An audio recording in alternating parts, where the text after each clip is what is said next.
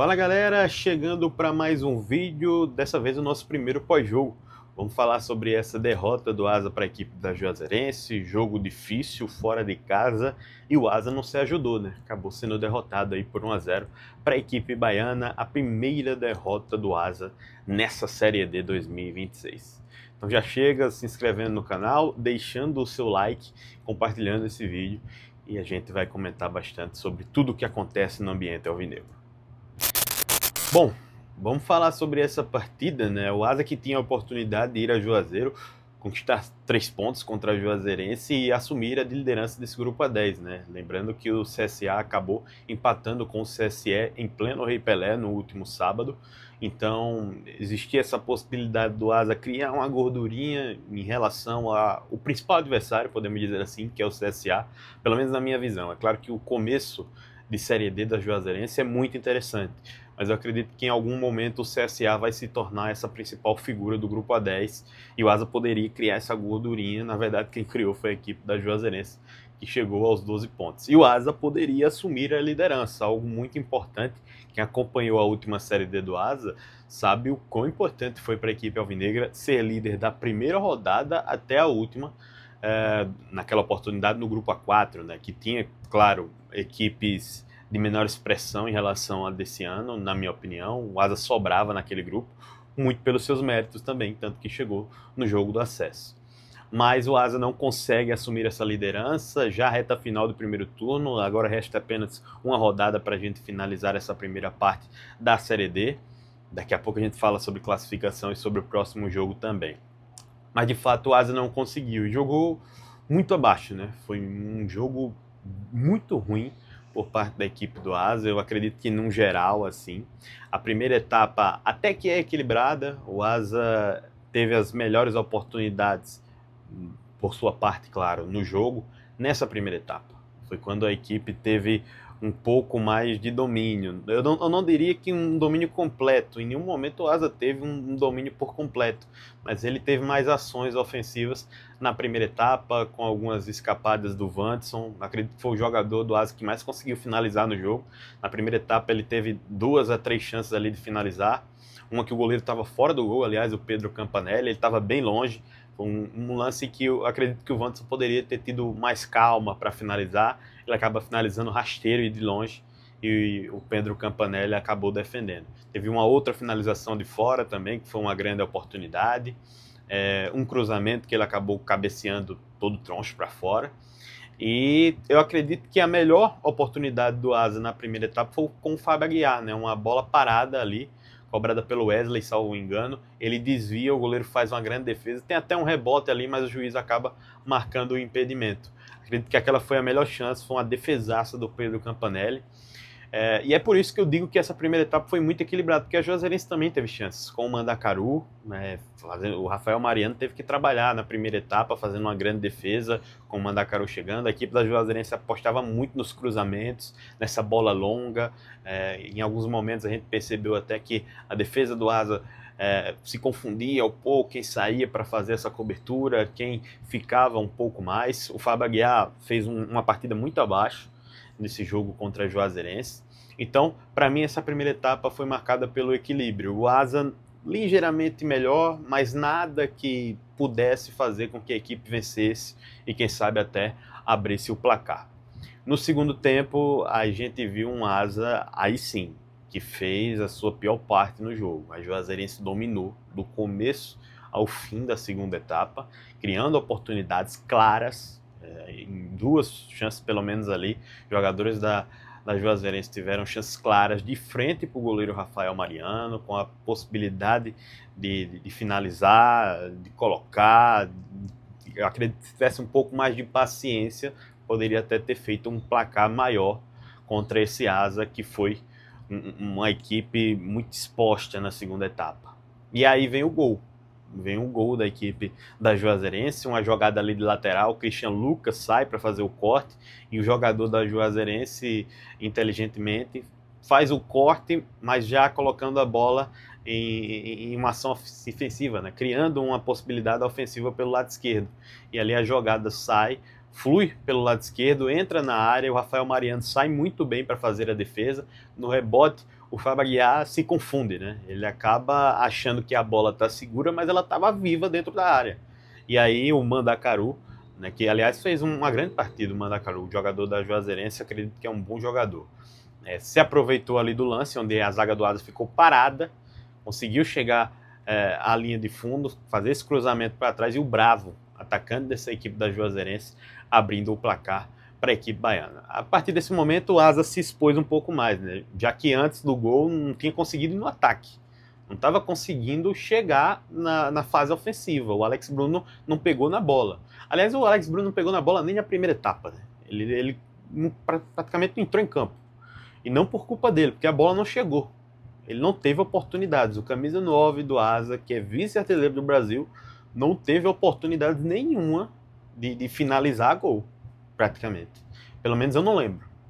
Posso daqui a pouco observar ali mais uma vez os melhores momentos para entender se o Alex Bruno realmente não finalizou do gol. Mas eu acho que ele não finalizou. Tanto na primeira etapa, como também na segunda. Como eu disse, o Asa não conseguia ir ao ataque no segundo tempo, até que vem o gol da Juazeirense, e aí o Asa começa a sair mais um pouco.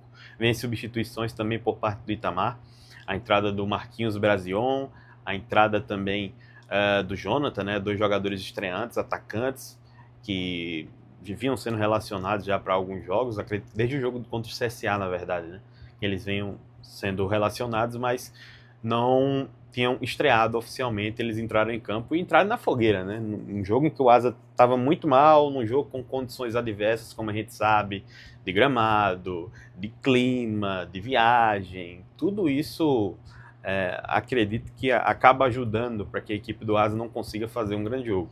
Mas não é desculpa. O Asa não pode tratar isso como muleta. Ele precisava vencer no jogo de ontem e não conseguiu. Um fator também que eu acredito que ajudou muito para essa caída de nível do Asa do primeiro para o segundo tempo, mesmo que o primeiro tempo não tenha sido um espetáculo, foi a saída do lateral esquerdo Wesley. Né? Ele sentiu ainda na primeira etapa, ficou alguns minutos ainda em campo, mesmo machucado. A gente viu que o Samuel estava fazendo a cobertura pelo lado esquerdo e o Wesley estava ali, não conseguia nem correr direito. Acabou sentindo e aí saiu no intervalo a entrada do Léo Príncipe improvisado, já que o Arthurzinho ficou em Arapiraca. Aliás, deve ficar de fora também do próximo jogo. O jogador sentiu contra o CSA, não foi nem opção no banco de reserva desse jogo. Então o Asa não tinha opção para a lateral esquerda. E aí o Léo Príncipe acabou sendo improvisado. E aí você perde todas as ações ofensivas que o Wesley criou na primeira etapa. Aliás, como eu disse, que ele fez um bom primeiro tempo. Você perdeu pelo lado esquerdo no segundo tempo, porque o Léo Príncipe estava improvisado, a gente observa que não é a característica dele, não sei nem se treina naquela posição no dia a dia, acredito que não, está sempre ali sendo uma opção como lateral direito e não como um lateral esquerdo. Conseguiu cumprir a sua função defensiva, mas claro, não conseguiu criar nada do meio para frente. E pelo lado esquerdo também o Asa não tinha nenhum ponta para fazer essa função. O Jailson estava tentando cair ali para criar alguma possibilidade, alguma jogada de velocidade, mas ele estava mais voltando para marcar do que qualquer coisa, para ajudar o Léo Príncipe. Claro que não é um lateral esquerdo. Então o Jailson não criou nada, basicamente, também na segunda etapa. Sempre entra bem, mas no jogo de ontem não conseguiu criar essas possibilidades. Como eu disse, o Asa saiu um pouco mais para o jogo, mas sem criar oportunidades. A Juazeirense se aproveitando dos contra-ataques. Em uma dessas bolas teve uma chance muito clara. Um jogador que ficou cara a cara, acredito que tenha sido o Dino, né? Dico, algo assim, jogador da Juazeirense, que ele fica cara a cara, mas com muita liberdade de si, para ele tomar a decisão que ele quisesse. Se ele quisesse rolar para o lado, se ele quisesse finalizar do lado esquerdo, do lado direito. Rafael Mariano saiu fechando muito bem, conseguiu fazer a defesa, daí até se cria um contra-ataque para a equipe do Asa. E aí, claro, já na reta final, o Asa partiu para um abafa, a Juazeirense, claro, sempre ligada nesses contra-ataques, e aí em uma dessas jogadas em que o Asa acaba atacando, perde a posse, a Juazeirense vai sair jogando, e aí um erro de saída ali, o Jailson retoma a bola e acaba caindo ali dentro da área. Foi um lance que os torcedores do Asa reclamaram muito de uma possível penalidade. E aí, olhando o replay, a gente observa que não foi nada, né, no lance. O Jailson, ele sente uma carga nas costas. Aliás, o Zé Romário, né, zagueiro da equipe da Juazeirense, ele pega embaixo no Jailson, também tem um toque em cima, a gente sente que há 2 pontos de contato ali, mas nenhum deles é faltoso. Acredito que o Jailson tentou se aproveitar naquele momento, fez o dever dele, né, e acabou pedindo ali uma penalidade. Os jogadores do Asa reclamaram bastante, os torcedores do Asa também ficaram pedindo essa penalidade. Ali no momento realmente ficou um sentimento de que tinha sido uma penalidade, né? Mas quando a gente olha por outros ângulos, realmente não foi nada. E aí, claro, já nos acréscimos, o lance mais polêmico do jogo, na minha opinião, né? É o lance em que o Asa empata o jogo. Uma jogada ali na entrada da área, o Léo Príncipe faz um cruzamento para o segundo pau, uma boa bola, aliás, ali do Léo Príncipe, uma jogada combinada do Alex Bruno com o Jonathan, chega no Léo Príncipe, ele faz esse cruzamento, chega no Marquinhos Brazion, como eu disse, estreante nessa partida. Ele domina bem, tem até a opção do Alex Bruno ali para ele rolar mais atrás, mas ele acaba finalizando, a bola desvia no Zé Romário, zagueiro da equipe da Juazeirense, e acaba entrando. E aí, claro, o juiz de primeira deu o gol, mas o bandeirinha depois acabou marcando o impedimento, o gol foi anulado. Foi um lance em que o torcedor do Asa reclamou bastante. Mas aí vem um ponto que, aliás, eu também não entendi no começo, e eu acredito que muitos torcedores viram também desta forma, de que o impedimento tinha sido marcado na primeira ação, no caso da ação da assistência do Léo Príncipe, do cruzamento. E o Marquinhos Brazion não estava impedido, ele estava em condição legal. Então eu acredito que o árbitro não marcou, na verdade o bandeirinha não marcou impedimento por conta disso, e sim do segundo lance, que aí sim é um lance mais interpretativo, mas o Jonathan, ele estava impedido, ele estava em posição irregular. O Marquinhos Brazion domina a bola, finaliza, como eu disse, a bola resvala no Zé Romário e acaba entrando, mas o Jonathan está ali do lado e ele está em posição irregular. E aí você me pergunta, mas ele participa do lance? Eu acredito que sim, pelo menos na minha visão. E por isso que eu digo que ele é interpretativo, porque ele, de certa forma, acaba atrapalhando ali a visão do goleiro Pedro. E querendo ou não, ele estava em posição irregular e o gol, na minha opinião, foi bem anulado, né? Ele interfere na visão do goleiro Pedro, na finalização do Marquinhos Brazion, e por isso o gol foi anulado. Pelo menos foi essa a minha interpretação do lance. Eu não sei qual foi a justificativa do árbitro, talvez nem tenha sido isso. Mas olhando o lance do começo ao fim, eu acredito que essa é a única possibilidade do gol ter sido anulado, porque o lance da assistência, partindo da assistência até a finalização, é um lance totalmente legal. E aí sim, a partir da finalização é que tem essa posição irregular do atacante Jonathan. Eu acredito que não é nada para se alarmar, não tem terra arrasada no Asa de forma alguma, é apenas a primeira derrota nessa Série D. E a gente observando tudo o que aconteceu no entorno do clube nesses últimos dias, com uma viagem longa como essa, o clima de Juazeiro, o gramado que não é dos melhores, atrapalham a equipe técnica como a do Asa, a gente pode observar uma ou outra justificativa que eu acredito que é plausível, mas o Asa fez um jogo abaixo. Poderia ter sido melhor, poderia ter se apresentado de uma forma melhor. É claro que existiam os desfalques, isso atrapalha e a gente entende, mas o jogo do Asa foi muito abaixo, principalmente na segunda etapa. O Asa praticamente não jogou e viu a equipe da Juazeirense criar o seu placar com tranquilidade. Venceu e convenceu o seu torcedor, a equipe da Juazeirense.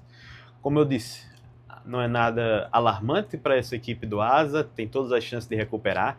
E quando a gente olha a tabela nessas 2 próximas rodadas, a gente vai ter 2 confrontos entre Juazeirense e CSA, que são as equipes que estão à frente do Asa, então alguém vai perder ponto, né? E o Asa enfrenta a pior equipe da chave, a equipe do Atlético de Alagoinhas, nos 2 próximos jogos, o primeiro lá na Bahia, em Alagoinhas, e o segundo em Arapiraca. Eu acredito que o Asa tem totais condições de, nesses 2 confrontos, fazer 6 pontos.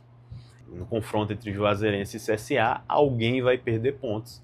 Então o Asa tem totais condições de começar o segundo turno na primeira ou segunda colocação. Primeiro, eu acredito que fica difícil, né? O Asa teria que ganhar 2 pontos, teria que ganhar os 2 jogos, A Juazeirense teria que perder os dois, mas aí para perder os dois o CSA vai ganhar pontos, então acredito que a liderança está descartada. Mas acredito também que o Asa pode, nesse começo de segundo turno, assumir a vice-liderança, e aí tem todo um segundo turno para o Asa buscar essa primeira colocação, pelo menos eu vejo dessa forma, para a equipe alvinegra. E ainda falando, né, de tudo isso que está acontecendo para a equipe alvinegra, o Asa fica na Bahia, né? Aliás, fez um treinamento hoje pela manhã físico na academia, e volta a campo na quarta-feira para encarar a Juazeirense mais uma vez. Jogo que não acontece em Juazeiro, tá? Para o torcedor que está nessa dúvida. O jogo não acontece em Juazeiro, acontece em Alagoinhas, no mesmo estádio em que o Asa vai enfrentar o Atlético de Alagoinhas no domingo, no Carneirão. É um gramado um pouco melhor em relação à da equipe da Juazeirense. Então eu acredito que o Asa vai fazer um jogo melhor do que esse do último domingo. Mas tem desfalques. O Jackson e o Arthurzinho, pelo que o Itamar falou ontem na coletiva, seguem de fora. Existia a possibilidade de que eles viajassem até Alagoinhas e se integrassem ao elenco, mas tudo indica que isso não deve acontecer, eles ainda não têm condições de jogo. E dois jogadores deixaram o jogo de ontem sentindo, né? O Wesley, como eu disse, saiu no intervalo, mas pelo que eu vi nas imagens do treinamento hoje pela manhã, ele treinou normalmente, claro que foi um treino físico, mas acredito que isso já é uma boa notícia. E o Paulinho também deixou o jogo sentindo na segunda etapa. É outra questão que eu acredito que não preocupa. Ele também treinou hoje pela manhã. O Asa faz amanhã, na terça-feira, seu último treinamento, com o técnico Itamar Schuller comandando, e tem esse jogo de quarta-feira para encarar a Juazeirense e brigar por uma classificação na Copa do Nordeste, de olho em outros resultados também, como do jogo entre Souza e CRB. E falando, além disso, na quarta-feira pela manhã acontece o julgamento dos jogadores do Asa. No caso, eu estou falando de Christian Luca, de Wanderson e de Samuel, esses três atletas aí que foram denunciados pelo STJD pela aquela confusão no jogo contra o Operário do Mato Grosso do Sul. Esse julgamento já deveria ter acontecido, né? Estava marcado para semana retrasada, ia ser numa quarta-feira, aí foi adiado para uma sexta-feira, depois não tinha data e agora a nova data definida para quarta-feira, no dia do jogo contra a Juazeirense, só que nesse caso às 10 da manhã. Então existe a possibilidade de que esses atletas sejam punidos, aliás a possibilidade é grande de que Christian Luca e Wanderson sejam punidos com jogos, com uma quantidade até alta de jogos pelo artigo ao qual eles foram denunciados, enquanto o Samuel, talvez a pena dele seja um pouco menor, pelo que eu tive de informação, existe até a chance de que ele seja absolvido. Então é algo a se aguardar para a gente entender qual vai ser a situação desses jogadores, né, e a possibilidade de que eles fiquem de fora do jogo de quarta-feira. Agora é aguardar o julgamento para entender qual será a decisão do STJD. Caso esses atletas fiquem de fora, sejam punidos, suspensos, o Asa vai ter um trabalhaço para montar essa equipe, né? Quando a gente fala, vamos aqui simular, o Christian Luca de fora, ele deve escolher o Danilo, provavelmente, para jogar pela direita e manter o Fábio Aguiar pela esquerda. Isso eu estou contando com a possibilidade de que o Wesley não fique de fora desse jogo, que ele seja relacionado e consiga ser titular, já que o Asa não tem outro lateral esquerdo. Porque caso o Asa não tivesse um lateral esquerdo à disposição, eu acredito que ele ia utilizar 3 zagueiros. E aí, utilizando 3 zagueiros, ele provavelmente ia com Danilo, Fábio Aguiar e Rony Lobo, nessa trinca de zagueiros, fazendo essa função, mas eu acredito que dá para contar com a possibilidade de que o Wesley seja o titular nessa partida. E aí, com essa dupla de zaga, meio campo sem o Samuel, o Mota deve retornar, o Mota que ficou de fora do último jogo, estava sentindo ali dias antes do jogo, então foi meio que poupado dessa partida de ontem. Acredito que ele deve voltar para o jogo de quarta-feira. E aí ele deve montar um trio ali de meio campo com o Vitão, que foi poupado também, com o Aleph, acredito que ele deve dar um descanso ao Richard Franco, e o Mota mais à frente. Essa equipe que eu visualizo, pelo menos. Na frente, Jailson, se o Wanderson ficar de fora, talvez o Brasião ganhe a primeira oportunidade como titular dessa equipe, e o Alex Bruno como centroavante. Não é uma equipe ruim. Eu acredito que o Asa tem condições de fazer um bom jogo e vencer a equipe da Juazeirense e, quem sabe, garantir essa classificação. Mas complica um pouco você perder jogadores tão importantes como esses três que passam pelo julgamento na quarta-feira, né? Não vai ser fácil, com certeza, para a equipe do Asa. Bom, pessoal, essa foi a minha análise, uma análise muito superficial, né, sobre o que foi esse jogo entre Juazeirense 1 e Asa 0, derrota da equipe alvinegra, como eu disse, primeira na Série D, apenas a segunda derrota do técnico Itamar Schuller, né, a única derrota tinha sido na final da Copa Lagoas, agora a primeira derrota dele em um campeonato brasileiro. Então, o Asa tem uma sequência ainda de 2 jogos na Bahia, Copa do Nordeste contra a Juazeirense, depois Atlético de Alagoinhas em Alagoinhas, para depois voltar para Arapiraca. Espero que vocês tenham gostado desse vídeo. Mais uma vez, deixa o like, se inscreve, compartilha esse vídeo. Logo mais a gente está de volta com mais novidades. Valeu!